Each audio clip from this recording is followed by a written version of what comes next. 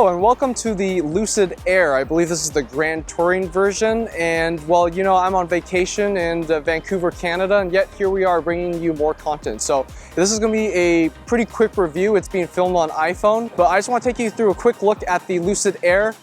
Pretty hard to come by for a test drive because in Washington State, we're not allowed to test drive them apparently. So I had to come all the way here to Canada just to drive one. All the information in regards to battery, range, all of that, you can probably look that up on Lucid's website. Most of it, I'm here to tell you how the vehicle drives, comfort level, usability, just all those living details that we're going to go into in this video. So we'll see what we got and we'll make do with the equipment that we have. In our limited drive of the Lucid Air, let's see what we got. First things first, I always love talking about the steering. The steering on this calibrated really well in terms of accuracy. It's got very little dead spot on center, which in this case is not the right decision. Now let me explain. This is a very big luxury car and it's very impressive how they made this thing handle. In regards to the steering with that though, it seems like the steering is almost too good for this class of car. The car is fairly heavy. There's still a little bit of body roll. This is not the sharpest handling instrument that there is out there, even though, you know, the Lucid Air was actually developed chassis handling wise with the man that worked on the E39 M5, something that we hail as one of the handling benchmarks of its time. The car is very competent, but for the style of car, for the class of car that this is trying to compete with, and we're talking about BMW 7 Series, you know, Mercedes S-Class, the steering's almost too good. It's almost too accurate. And the reason why I kind of think that it shouldn't have so little dead spot on center is I found myself kind of doing a lot of adjustment mid-corner, you know, so as I'm turning, I couldn't quite hold the steering angle the way I wanted it to. I kept feeling like I had to adjust it mid-turn, which is a little bit frustrating. If we're judging it on sportiness, this car is way better calibrated than the Model S, I would say. So something about the Model S kind of feels unfinished with the way it handles. It kind of feels like, you know, they knew that it had good power and that had great center of gravity, and so they thought, well, by nature, you know, that car's just going to handle well. And it handles okay, but what you'll find is when you push the Model S hard, it doesn't have quite the suspension travel or the calibration of the suspension that you're looking for, whereas this is very, very well sorted. Besides my criticism, it shouldn't be as sporty as it is. The fact that they've managed to make this thing feel so planted with the amount of mass that it has to deal with, very, very impressed with the handling of this car. In terms of regular drivability and livability of the car, also really impressed by that as well. It is extremely quiet in here. It has laminated glass in the front. NVH is handled very, very competently. For me, you know, given the choice between this and Model S, I mean, that would be a huge selling point in my opinion, is having a car that feels actually like a luxury car. The Model S is pseudo-luxury in a sense. The interior isn't assembled as nicely as this. It's quiet only by nature of not having a gas engine. So even though there aren't gas engine noises in that car, a lot of road noise actually comes through in a Tesla, and that's the beautiful thing about this car. And going over these bumps as well, I'm also really impressed with the way it's calibrated for that. We've driven a lot of EVs on clutch kicks. We have a lot of experience in various different ways that the EV powertrain is calibrated. Something that I noticed is I find that the regen is pretty smooth. You may have remembered in our Polestar video, we talked about how that car made several people nauseous. I had a friend that rented one when she was in LA, and she made herself nauseous while driving that car. So something about the way the Polestar's regenerative braking just doesn't make people feel good while they're either riding in it or driving it. The Lucid, very well calibrated. It's very easy to be smooth when lifting off on the throttle to do the regenerative braking. Big fan of that. What I'm not a fan of in terms of calibration is the fact that there are 3 driver profiles here, right? So there's smooth, swift, and sprint. Sprint being the most aggressive, accelerating and all of that. It's kind of like the sport mode where it will adjust the weight of the steering, but none of it is adjusted independently. Smooth is going to give you the best ride. I think the dampers are adjustable on here. That's what it seems like. The smooth is going to give you the best ride. It seems like it has the lightest steering, has the most gentle accelerating. But as you move up in the different drive modes, you know, you have to kind of be okay with the fact that all those settings are kind of tied together. You know, there's no individual mode where you can just adjust the steering and just adjust the acceleration, nothing like that. So you kind of have to accept how they've calibrated it for these individual modes. And that is something that I would like to see in the future. I'm sure nothing a bit of a software update can't fix, but just something to be aware of. The level of customization in this car is a little bit lacking in some ways. In the Kia EV6, we complain that that thing had too many choices. This one, almost the exact opposite. There's not enough customization. And I say that from a normal livability perspective as well. Taking a look at the center screen here, we have this beautiful gauge cluster dash with 3 separate screens technically. We have the infotainment map section on the right here. All the driving information is right here in front of you. And then on the left is another screen that does like the light controls and all your quick access controls, such as the popping of the hood, lock and unlock, charging, all that is on the left screen right here. And that's great and stuff. What's interesting though, right, is you have this screen down here, which folds away and reveals a cubby. That screen is nice, and you can extend functions such as the GPS all the way down into the screen, but you can't split functions, meaning I can't have map going on one screen and then music going on the bottom.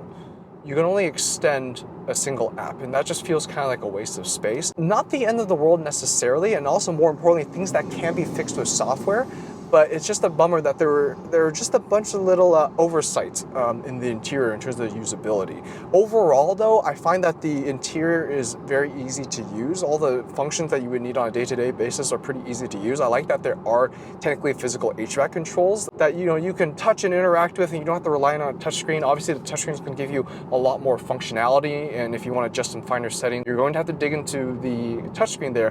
But for quick access things like fan speed, temperature, it's right there. It's a physical control. In fact, there's even 2 fan toggles so that both your passenger and you can have not only different temperatures, but also a different fan speed as well. So overall, interior is pretty good, especially for a car company that is brand new, hasn't made cars before. But there's definitely some growing pains going on here. There's definitely some things that they can improve on. Overall, not bad. On the topic of missing features, I do want to note, as of the time of recording, there is no Android Auto on the car. There's only Apple CarPlay, which is going to be a shame for people that use Android devices, but that's a good opportunity for you to move over to iPhone. Joking aside though, it is a bummer that there isn't Android Auto, but again, because it's all software based, it's possible that can be added at a later point. Now I will say, I've generally had poor experiences with wireless CarPlay. I had a mediocre experience for wireless CarPlay in the Acura Integra. Found that the connection for the phone was not consistent enough for my preference, but more importantly, it also significantly degraded the audio quality when playing music, so that was a bummer. Don't get me started on wireless Apple CarPlay when it comes to BMWs, that's even worse. On Lucid though, once it's connected, it was really good. When we were doing the connecting, it caused a lot of trouble. It also did not know to auto send the audio of the song I was playing to the car itself. It was playing the song on the phone speaker, which it should know better. So that was a little weird, and again, something to be aware of. We're gonna do something a little bit different here, which we haven't done in quite a few years. I'm actually sitting in the back of the Lucid Air because I think this is gonna be the main selling point of the vehicle. Now, I want to put this into context. The Lucid Air, as a competitor of the Tesla Model S, actually has almost an identical length in terms of the entire length of the car. Wheelbase, is a little bit different, but again, overall length, pretty much identical. But the space back here is just unbelievable. I cannot describe how amazing the back seats are in terms of rear leg room. Anyone that prioritizes rear leg space, they're going to be absolutely floored with the Lucid back here. It's just incredibly designed. And I was trying to figure out why, and I was talking with someone at Lucid. By the sounds of it, because the Air is not a hatchback like the Model S, it's a more traditional sedan, which, okay, fine, the trunk space, is a little bit different, right? It's not gonna be as tall as Model S. It's almost as deep, but again, it's gonna be harder to fit taller items in the back. So that's the compromise there, right, without a hatchback. But being the sedan that it is, they managed to move the back seats quite a bit further back. The electric motors in the Lucid is actually smaller than on Tesla, so they were able to move the back seats quite a bit back. In the same footprint as Tesla Model S, you're getting significantly more rear leg room, which is just absolutely incredible. They also did things like making the door cards here kind of curve outwards here, so it kind of makes it a little bit more round here, and it just gives you a lot more elbow space. Love the panoramic roof here, which is absolutely incredible. On this trim level, we got sunshades on the side here. Using the touchscreen right in front of me, I can also close the sunshade right here in the back as well. If it would listen to me, look at that, there it goes. There's also physical heated rear seat buttons back here as well. The back seat here, I'm just incredibly impressed with, just the space. It's very good at being a luxury sedan when it comes to the rear passenger. Now we're going to try a couple things here, because how a car feels from the driver perspective is going to be a little bit different than a passenger. So let's take a look here. We're currently in smooth, which feels smooth. Feels great even for the person back here. Let's go ahead and try the Swift mode. Thank you, driver. Okay, excellent. Still rides well. And again, one of the things I'm really impressed with this car is that the noise, vibration, harshness is just very well managed. And not a lot of wind noise, not a lot of road noise. Really impressed with the refinement of this car. Yeah, so even as a passenger, extremely quiet.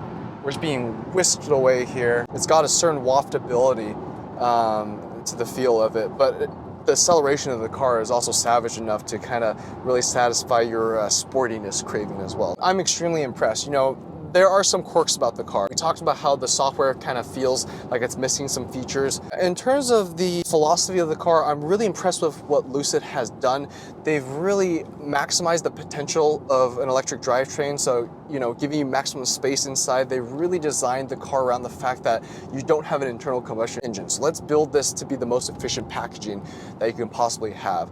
So really impressed by that. Even with the software quirks, I would recommend this car for someone that is looking for a car that was designed to be fully electric and really takes advantage of being a fully electric car. Yes, there are competitors from the legacy auto manufacturers, right? We're talking how BMW has an electric version of their 7 Series, but that's built on a platform that's shared with the gas engine. We have Mercedes EQS platform. At its price point, is Mercedes gonna have a better build quality? Is BMW gonna have better build quality?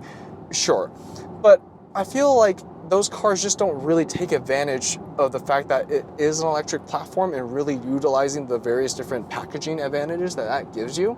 In that regards, I feel like Lucid follows the path of Tesla of really focusing on making, you know, the best possible packaged electric car. And the way that they go about it is very Tesla, which is not necessarily a bad thing when you're designing a car that's really taking advantage of an electric platform. A lot of the legacy manufacturers, they have manufacturing down in terms of like speed and consistency and quality. But because of that, it's kind of like a double-edged sword where they still feel like they have to build cars a certain way, forgetting that being electric kind of opens up a lot of doors in terms of packaging. So overall, if you are interested in the Lucid, when you're trying to decide between this and Model S, I would take a hard look at Lucid. It has some weird quirks here. Things like the gauge cluster, the really neat blind spot camera system is kind of blocked by where your hands are. And so little things like that, I think they're going to refine over time. But yeah, what an amazing era that we live in where, you know, you have so many different electric vehicles to choose from. You're not short on choices nowadays. If you live in a state where you can test drive the vehicle, definitely test drive it. Definitely ride in the back as well, because this is an area that I don't think is being talked about enough when it comes to this car. I think this is going to be a really big selling point, is actually this backseat experience. So if you enjoyed the video, please give it a thumbs up. Let us know your thoughts on the Lucid. If you're watching this on YouTube, if you're watching on TV, maybe you can email us at the address stated right here. But yeah, hope this was informative, even though it was a quick look, and have a wonderful day.